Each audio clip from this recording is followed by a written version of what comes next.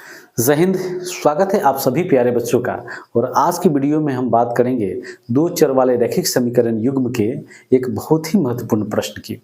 और आज का ये सवाल हम लोग प्रतिस्थापन विधि से हल करने वाले हैं। तो देखते हैं सवाल क्या है। आज का सवाल है कि 8x प्लस 5y बराबर 9 और 3x प्लस 2y बराबर 4 का हमें क्या करना है, हल ज्ञात करना है। तो इस सवाल को हम हल करने के लिए करते क्या हैं। सवाल आपका क्या है, सवाल है कि 8x plus 5y is equal to कितना है 9। अब इसे हम समीकरण क्या करेंगे, एक मान लेंगे। और 3x प्लस 2y बराबर कितना है 4, इसको हम समीकरण क्या करेंगे, 2 मान लेंगे। अब हमें करना क्या है, या तो समीकरण 1 से या फिर समीकरण 2 से, किसी भी समीकरण से हमें किसी एक चर का मान ज्ञात करना है। या तो x निकालना है या फिर y निकालना है।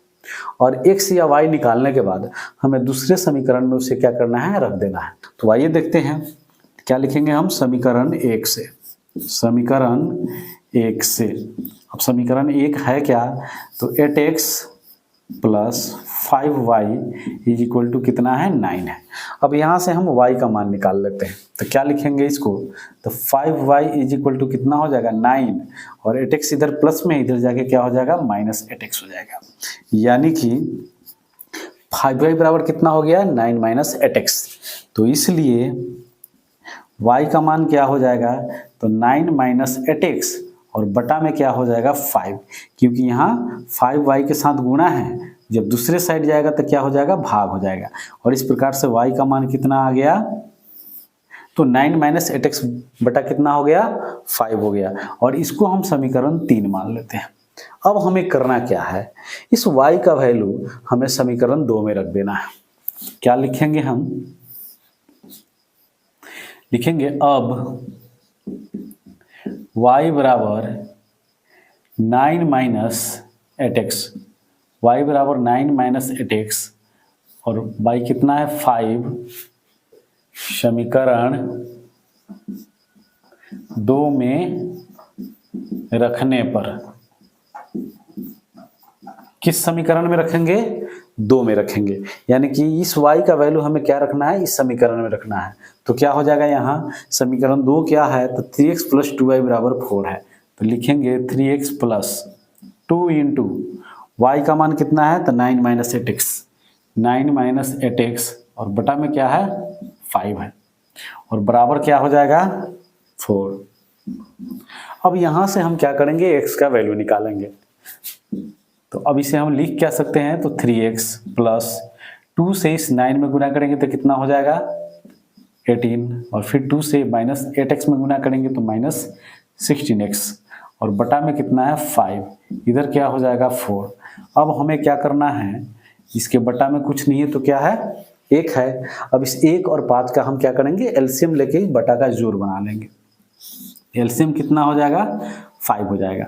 तो 1 से ये कितना बार में डिवाइड होगा, 5 बार में। तो 5 से 3x में गुना करेंगे तो कितना हो जाएगा 15x प्लस 18 और माइनस क्या हो जाएगा 16x इज इक्वल टू कितना हो जाएगा 4। या अब हम इसे क्या कर सकते हैं, ये 5 क्या है इधर भाग में है, दूसरी साइड जाएगा तो क्या हो जाएगा गुना हो जाएगा। यानी कि 5 का इस 4 से क्या हो जाएगा, गुना हो जाएगा। तो यहाँ क्या बच जाएगा, तो 15x plus 18 minus 16x is equal to 20। अब यहाँ से 15x में से 16x को हमें घटाना है। तो घटाने के बाद क्या बचेगा, तो माइनस x और प्लस क्या बच जाएगा 18 बराबर क्या हो जाएगा 20, यानी कि 20। अब इसे हम क्या लिख सकते हैं, तो ये हो जाएगा माइनस x बराबर, तो 20 घटाओ कितना हो जाएगा 18, यानी कि माइनस x बराबर कितना हो जाएगा 2। अब इस माइनस को क्या करना है, हमें दूसरे साइड भेज देना है, क्योंकि x को हमें क्या करना है प्लस में रखना है। इसलिए x बराबर क्या हो जाएगा -2। x का मान कितना आ गया यहाँ से -2। अब हमें करना क्या है, इस x बराबर -2 को समीकरण 3 में रख देना है। तो क्या निकल जाएगा, y का मान निकल जाएगा। तो क्या लिखेंगे, अब x बराबर -2 समीकरण 3 में रखने पर।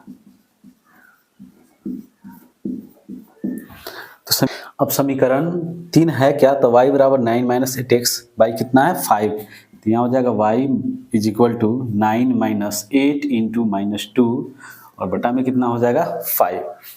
अब ये 8 से -2 में हम गुना करेंगे तो कितना हो जाएगा 16 हो जाएगा और ये माइनस और माइनस मिलके क्या हो जाएगा प्लस।